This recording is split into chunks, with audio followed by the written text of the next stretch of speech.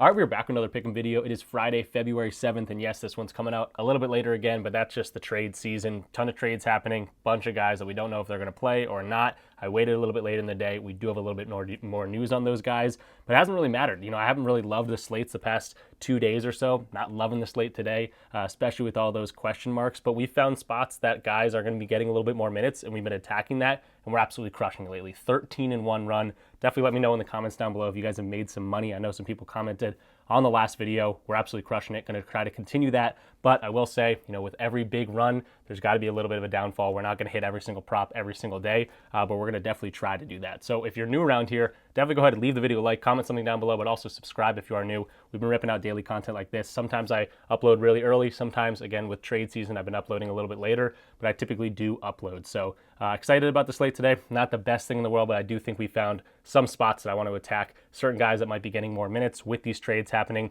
A lot of guys that have been traded have already been ruled out. They're not going to make their debuts. So I think we got some good spots. So let's hop into the recap of yesterday, talk about some teams on back-to-back or injury news, and then we'll hop into the plays. All right, so hopping into the recap of yesterday's video picks, we absolutely didn't just cash, we knocked them out of the park once again. Anthony Edwards was our first play, and I'm counting the leans. They were awesome too. Anthony Edwards over 28.5 points. How about 40 plus again? DeMar DeRozan over 20.5 points. Did not look good in the first quarter, first half, but he absolutely turned it up in the second half, cashing us. I think he ended with 22 or something like that. But yeah, that was an awesome play for us. Pajemski over, I don't know why I put Brandon Pod. Pajemski over 9.5 rebounds and assists. He had 15 of those things. I also said maybe the points. I don't love the points, so I'm glad I only went to the rebounds and assists here because he only scored 8 points. So 9.5 rebounds assists was definitely the play there. He crushed that. LeBron James double-double. Talked about his rebounding. Talked about his assisting. He dropped 42, 17, and 8. No doubt double-double for LeBron and the King. Jaden McDaniels over 7.5 rebounds assists. How about 12 of those things? Christian Braun over 4.5 rebounds. Now this was juice, but I said, hey, play it at 5 plus, play it at 6 plus, whatever you want to do. He had 8 rebounds in that game. So not even just cashing. We've been absolutely crushing it. Same thing with last video. Again, I will say it again. We're going to have some sort of regression at some point, but we're going to ride this high as long as we can. And the reads have been absolutely awesome. And that's what's, knowing the NBA, having knowledge of certain players, certain teams, when these moves do happen. I think that gives us a little bit of an edge here. And yeah, just going to keep trying to ride this out. So recap was awesome. Again, when you comment down below, I love reading them, but it also tells YouTube to push this video out a little bit more. So let me know in the comments down below. And also, some people are throwing out fire in the comments down below, good plays and things like that. So I love to hear your thoughts as well. And again, I'm just here to point out plays or players that I think are in good spots. You don't have to tell me exactly. And some people have been saying that in the comments down below as well. You can just, watch this video. If you agree with what I'm saying, absolutely go for it. If you don't, you don't have to play it. So yeah, recap is awesome. Love to see the screen. And let's hop into some injury news and then talk about some plays. All right, so moving into the lineup news here. Teams in a back-to-back, nobody. We don't have to deal with random players popping in on the injury report just because of that back-to-back rest situation or something flaring up. Nobody on a back-to-back, which is good to see. Now, I did type all this out last night thinking I was going to make a video, but then I realized how many question marks we have. It's a little bit better now, but we still have a bunch of question marks. But let's go into that injury news. For Cleveland, Donovan Mitchell is going to be a probable tag, so they're going to be mostly healthy. The big thing here is DeAndre Hunter going to play? He was averaging 19 points a game. He's a new trade acquisition for this Cleveland Cavaliers team. Karis LeVert out. Hunter in. He's a little bit better offensive player for sure, so definitely an upgrade there, but he is a game-time decision, so not sure what's going to happen just yet.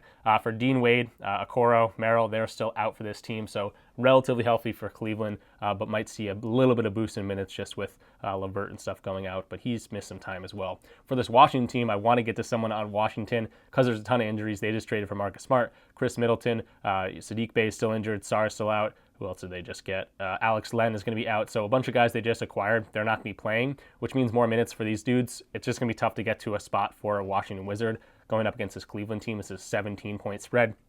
And obviously Cleveland has a really good defense. So a bunch of injuries for Washington. It's going to be weird to see Marcus Smart, Chris Middleton, and Brogdon running this Washington Wizards team. I don't know how much they're going to play, if there's going to be any buyout situations there, but just a weird team overall. For the Spurs and the Hornets, could be a good spot for some Spurs here going up against Charlotte. This is a 10.5-point spread, so if it can stay relatively close. We don't know if Dalton Connect's going to play. I want to see his lines when he does finally make that debut because I think he's going to be a guy they could run out for a long time. We saw him have some good games on the Lakers. I expect him to play a whole bunch of minutes on the Charlotte team. He's game time decision. LaMelo Ball, also game time decision. Josh Green, probable tag. And then Nurkic, I don't know how much he's going to play on the Charlotte team, but they need center depth because they don't have Mark Williams. They don't have Nick Richards. They traded both their centers.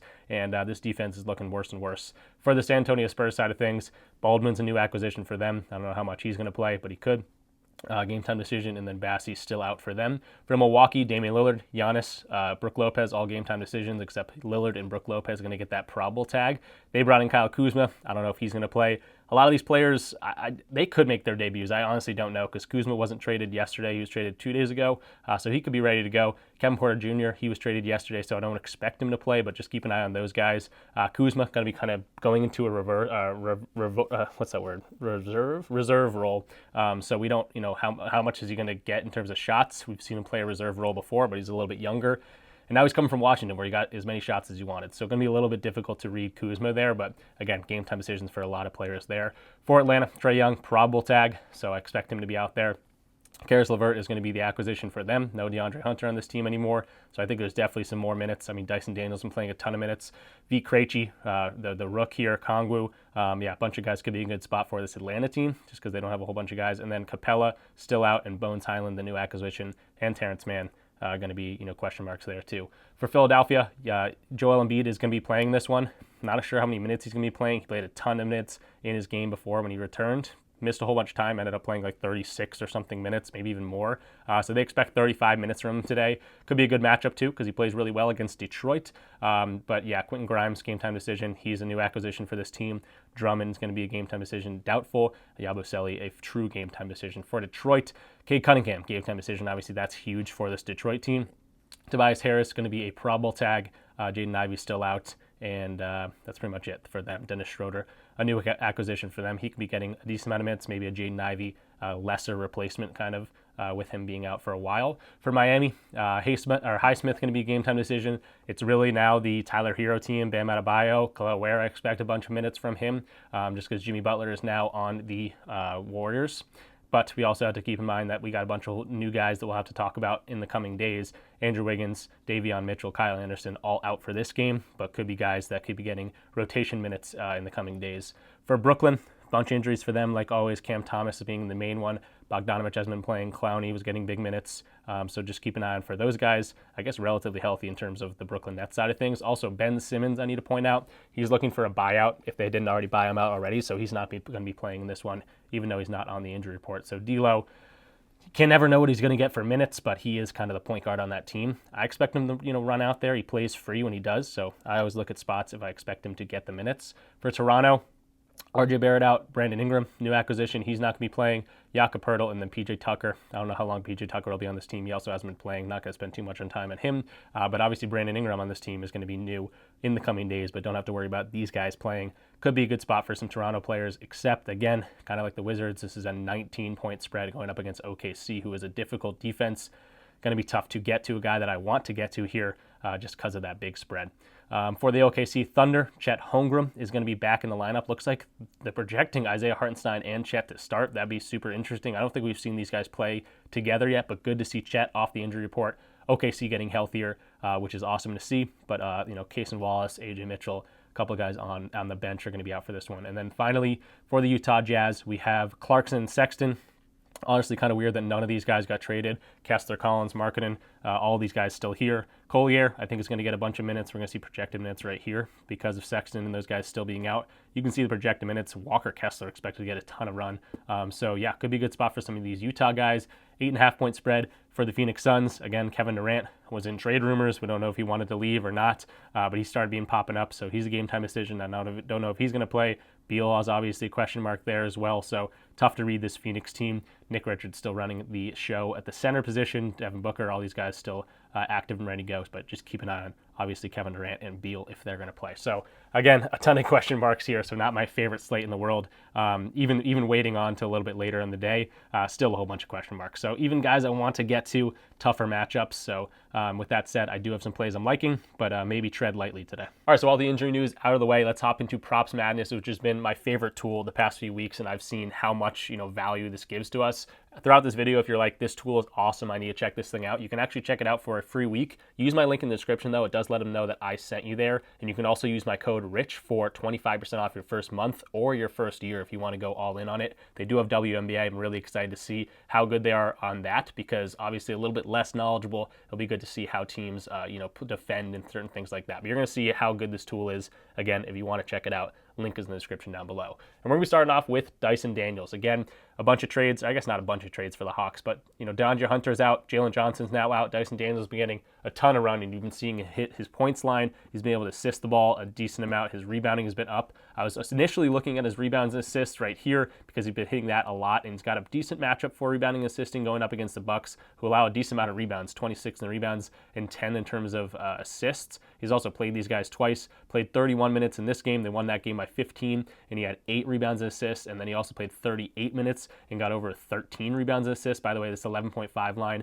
is going to be plus money, plus 100 on a lot of books right now. So if you want to do that, I think that's the way to do it. But I think I'm just going to go to his PRA here. Now, he didn't hit it in the head-to-head matchup, but I do like his scoring potential here, and he's been really consistent with this. He's going to get the usage. If I want to just show his usage, I'm a big usage guy. Obviously, throughout the entire year, he's not a guy that's got a ton of usage with Jalen Johnson, with Hunter in the lineup and things like that. But these last few games, his usage has been much, much higher. This is similar to a read we had the other day, I think, with Anthony Edwards, just with his usage going up and up and up. I think we're seeing the same thing here with Dyson Daniels, and he's shown he can put the ball in the basket. Now, let's talk about this matchup for scoring, obviously, for a PRA line. He can get rebounds and assists. That's why I wanted to point it out early. But this is going to be carried by a points line. Transition and spot up are his main two scoring ways of scoring, 23rd and 22nd in terms of that ranking. And then pick and roll ball handle, they're also weak. So really the top 3 or 4 ways he scores the ball, this is a good matchup for him. So if he's going to be getting the projected 37 minutes or whatever he's expected to get today, I'm really liking this one. So, barring a blowout, that could be happening. This is a 5.5 point spread in favor of Milwaukee. But the Hawks like to play, good teams, and they do find themselves winning these games randomly or at least staying in them. So hopefully the Bucks don't come in here and run these guys over. Giannis is a game time decision. If he gets ruled out, that's huge for this play. But I hope this one stays close. I hope he gets the minutes, and I'm liking the spot for him, but it's gotten a whole bunch more usage. I looked through these games. He's getting 15 or more % usage, which we haven't seen from him all year. Even just bumping that up, you're going to see this hit rate go up. He's been getting a lot of games where he's getting 20% usage too. Want to point that out. In games he's seeing 20% usage, this PRA line hitting at a 58% rate here. So that's the first thing I want to point out. Next thing, obviously the minutes. He's been getting a lot of minutes throughout the year, but he's expected for plenty of minutes. So I'm just going to do, very, very reasonably 32 plus minutes. He's already over this in 36% of games. If, again, you want to talk about that usage again, just bump that up as well. Then you're going to be, 15, let's do 17.5% usage or something like that. Now we got a 50% hit rate. And, again, not looking really, really good, but you got to take into account no Jalen Johnson. Again, I should be probably putting him into this already. But no Jalen Johnson, now no DeAndre Hunter. They're going to need guys to put the ball in the basket. I don't know if I love Onyeka Okongwu in this one. I don't know if I can trust Vit Krejci. Is he going to get 20 or 30 minutes? I don't really know there. Trusting the Rook is a solid move just because he's been pretty good, but he's a rookie and can be a little bit inconsistent. No Bogdanovich on this team, no Capella. I think they're going to need to find some sort of offense outside of Trae Young, and I think that's going to come from Dyson Daniels. So I can't make this look too good, but I will do my best here. So this might be a little bit longer one, but I'm going to take Jalen Johnson out of here. Now this turns into a 63% hit rate with 32 to 41 minutes. That wasn't too hard to get to, but then again, you talk about the usage and things like that. You could start messing around with defenses that aren't in top 10 of terms of pick and or transition defense. You can see this turns into a 66% hit rate. So messing around with all of these, the hit rate and stuff was looking a whole lot better. And again, just thinking about who's on this team now, where the offense needs to come from, it's going to be Trae Young, and I think the next guy up is going to be Dyson Daniels. So he's a quick guy, leads the league in deflections. I think he's going to be playing with a lot of aggression, a lot of grit out there. I think he can definitely chip in with rebounds and assists, but I think he's going to have to score the ball in this matchup too. So not hating the scoring matchup for him. Again, we talked about how he scores the ball. You can see the shot chart. You can see the player type analysis, and similar players also hitting at a 60% hit rate against this team in terms of scoring. So I'm liking the PRA here for 27.5 Dyson Daniels. I think that's going to be the first play of the video. Moving along to the next play here, it's going to be Brook Lopez. Same game here. I'm liking this game in terms of spots just because, again, not a ton of games on the board, also some blowout potential, but I'm liking this one. Hopefully it stays close because, again, going to be taking 2 plays in this one. If it's a blowout, it's not going to look good for either of these plays. But I'm going to look at Brook Lopez. I'm looking at his points. I think you can look at his three-pointers, but let's just start with the matchup here. 31% of his shots come in the paint, 28th ranked in terms of defense on the restricted area for this Hawks team, 29th in terms of above the break threes. He shoots 43% of his shots in there. How he scores his points, spot up, pick and roll, big man, transition. This isn't the best defense in the world. So I'm loving the spot for a guy like Brook Lopez. And you can see similar types of players like Brook Lopez, big man that can score in the paint, but also like to extend outside the three-point range. Naz Reid went over in both of his games, 15 and 23 points. Brook Lopez himself did miss once, but he also had 16 points against this team. And then Al Horford also went over in both the games against the Hawks. So really loving this scoring potential, and we can make this look a whole lot better. Also considering the fact Chris Middleton's not going to be in this game. They need to get a few more shots, maybe Brook Lopez's way. Giannis, game time decision. I expect him to play, but if he's out, that's just a few more shots for Brook Lopez. But really just looking at teams that don't defend above the break threes well, we can make this hook a whole lot better. Already a 53% hit rate. You could also look at his three-pointers line. That's at 1.5. I like that, but I also like a scoring inside, so that's why I'm landing on his points. So let's make this graph look a little bit better. Again, above the break threes, we'll start there, DPZ.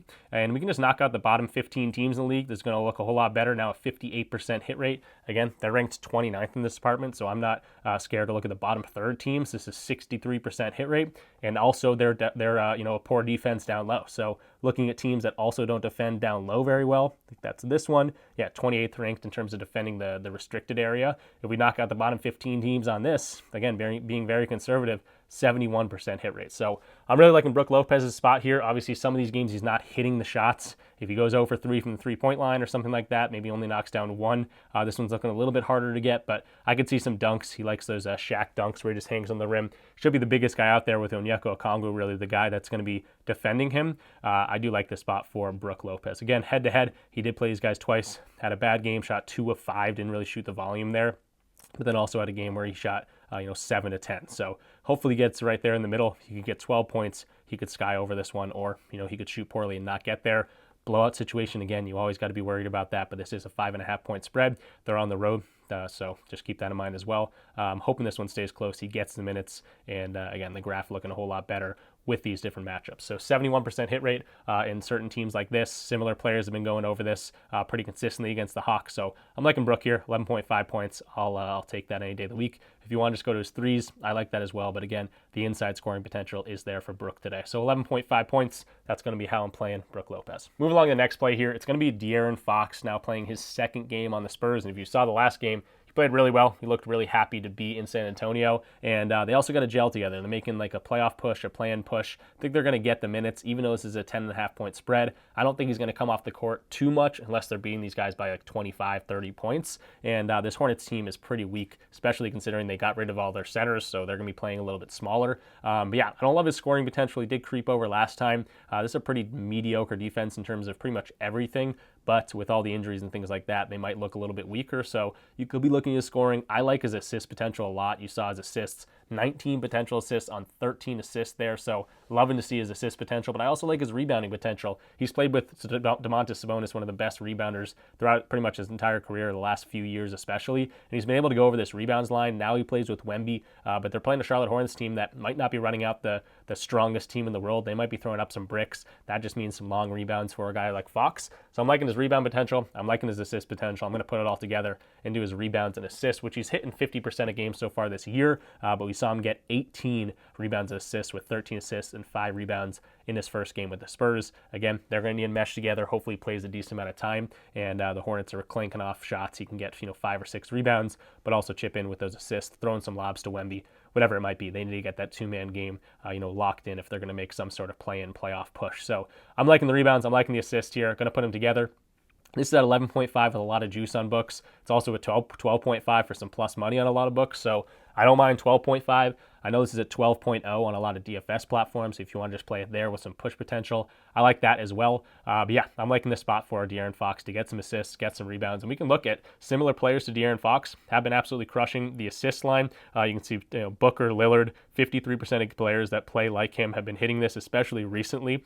So I like to see that. And then rebounds, they've also been killing this. 64% of players that play like him have been hitting their rebounds lines as well. So I'm liking the rebounds and assist potential for De'Aaron Fox. Scoring, yes, could be there as well. But again, you got to consider blowouts and situations like that. Again, I think he's a little bit less prone to blowouts just because they do need to mesh together to make this play-in playoff push. But I'm liking the combo here with 11.5, 12, 12.5, however you want to play it. I can't make the graph look a whole lot better just because I'm not going to mess around with this, especially considering the Hornets look a whole lot different. So their numbers and how they defend certain things might be changing over the course of the next few days. But I am liking his potential here for some assists, for some rebounds. Hopefully those Hornets are throwing up some bricks, some long rebounds for Fox, and then on the other side of the court, Wemby and Fox are really, starting to click on the offensive end, getting some assists there as well. So we saw it in the first game. Can he replicate that, 18 rebounds assist game? I don't know, but he's in a pretty good spot too. So that's how I'm going to play it. The rebounds and assists for De'Aaron Fox, 11.5, 12, 12.5, wherever you find it. I think it's a good spot for him. And then moving into the final play of the video here, it's going to be our boy Bilal Coulibaly for the Washington Wizards. Now, I did say this is a huge blowout potential with the Cavaliers going up against the Wizards,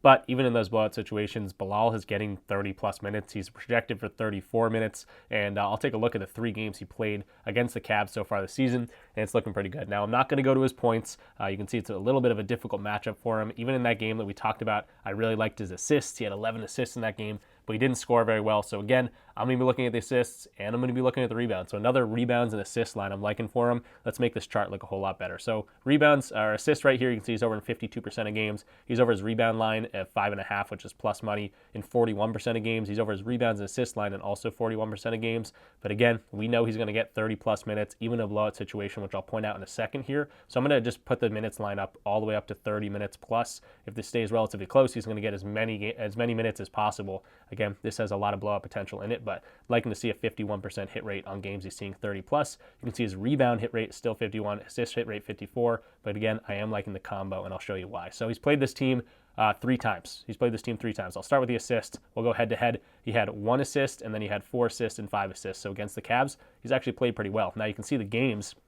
He lost by 19, he played 35 minutes. He lost by 31, he played 31 minutes. They lost by 10, he played 40 minutes in that one. So really liking the potential for him to get a lot of minutes, especially considering the injury report for this team. They made a whole bunch of trades. None of those guys are playing today, but the main thing is no Kyle Kuzma, who's not on this team anymore. No Alex Sarr. A bunch of guys are off this team. He's going to get as much time as he can handle, even if this thing is a blowout. So I think he's going to get 30 plus minutes regardless of the score, and I'm liking Bilal in this spot. Now let's look at the rebounding again, because we know he assists the ball without Kuzma well. He rebounds really well against this team anyway. 6, 7, and 6 rebounds in the 3 games so far against the Cavs. So I'm coupling them together, doing the rebounds and assists, and let's take a look at those games without Kuzma playing 30 to 30 plus minutes. So let's take Kuzma out of the lineup. That's all I'm going to look at. We can see Sarr's out. We can see all the new guys. They're not even listed here, but all the new guys are out. No Marcus Smart, no Chris Middleton, no Alex Len. He's going to be getting a ton of minutes, and I'm really liking this. So let's take a look at the games without Kuzma right here, and we can see he's over in 80% of games, 30 to 34 minutes or 30 to 40 minutes with the rebounds and assist line. Loving to see that. You can see the rebounds line, 73% hit rate. You can see the assist line, 73% hit rate. So if you want to go to his rebounds at plus money, you could do that. But I am liking the combo here for the best spot, and it's also not very juiced. 9.5, looking like a 50-50 line on a lot of these different books. 80% hit rate. He could absolutely crush it like he did last time. Again, triple-double kind of threat here with Bilal, and we've kind of seen that when he gets the reins, when he gets the usage, he's able to dime the ball up. He's able to, chase down some rebounds, and we've seen it against this team as well. The 2 games he played 30-plus minutes without Kuzma, 11 rebounds and assists in both those games, even despite losing by 31 and losing by 10. So yeah, loving Bilal in this spot. 80% hit rate. You can't really get better than that for the entire season. I think this line's going to start creeping up and up and up with all these injuries and with all these guys out of lineup. I'm loving Bilal against the Cavs here. All right, so I think that's going to do it for this one. No leans just because the slate is not my favorite in the world, but I want to remind everyone, just because it's getting closer and closer, $200 giveaway that I'm doing right after the Super Bowl. Got to sign up using my code RICH2SLEEPER. There's not a whole bunch of people confirmed on this. When you sign up using my code, let me know in the comments, or even better yet, join the free part of the Discord. The link is in the description down below, and reach out to me in the general chat. So say, hey, I used your code. I'll send you a DM, and we can get that screenshot so I can actually confirm you're in it. A lot of people are using the codes and that I can't confirm if they're who they are, so they're not going to be in the giveaway, unfortunately. So there's not a whole bunch of people confirmed just yet. I literally think there might be like 5, so you got a pretty good shot at this thing. Again, $200, not chump change there, so definitely take advantage of it. If you're already on Sleeper or you don't want to use Sleeper or something like that, the promotion is play 5, get 55. That's 11 $5 bets right off rip. But a bunch of other apps apps are also doing this. The Super Bowl coming up, they're all going to be throwing promotions at us, whether it's protected plays, whether it's free squares, whether it's boosts or anything like that. They're all going to be giving us some sort of stuff, so it's definitely advantageous to be on multiple platforms. Just sign up using my codes to any of them. I'm pushing Sleeper here, but you can use PrizePicks, you can use Dabble, you can use Betr, which we've been killing in the Discord, and it's also going to get you a free month of the Discord. So sign up for that, get into the $200 giveaway. Again, really good shot at someone winning this thing, because you got to confirm with me in the Discord down below. But again, just read the description. It can almost explain it better than I can verbally here. Very, very easy to get in. Pretty much sign up, use my code, let me know in the comments, or join the free part of the Discord so we can get in touch, send that screenshot. Easy as that. So I want to remind everyone that is coming up. I think I'll maybe doing the giveaway on Monday. So I want everyone to be able to take advantage of those promotions that the Super Bowl is going to be getting for us on all these different DFS platforms. So that's going to do it for me. Again, sorry for no leans, but 4 plays we talked about in this one, I'm really liking. We are absolutely killing it right now. Regression is inevitable at some point, but we're going to ride the wave as much as possible. And I think our reads have really been there, especially with all these moves, knowing the NBA, who's going to get more minutes and things like that, better opportunities. We've been killing it. So appreciate that. Like the video, comment something down below, especially if you made some money over the past few days. I love to read those. If you have plays that you have in mind, put them in the comments down below as well. I do try to respond to all of those. So it's been a whole lot of fun. We're going to try to continue to kill it. And of course, if you're new around here, go ahead and subscribe. That's going to do it for me. Going to continue to look through plays throughout the day. I am traveling today. My little sister has a volleyball tournament that I'm going to be going to tomorrow, so that I can have the laptop out for that and not get beamed by a volleyball. That'd be good. Going to be keeping looking through the board, hopefully find some more spots for us. So if you want access to all my plays and an awesome community, all that's in the description down below as well. But let's get out of here. Hopefully some good plays today. Good luck with all your bets. Thanks for watching. Peace out.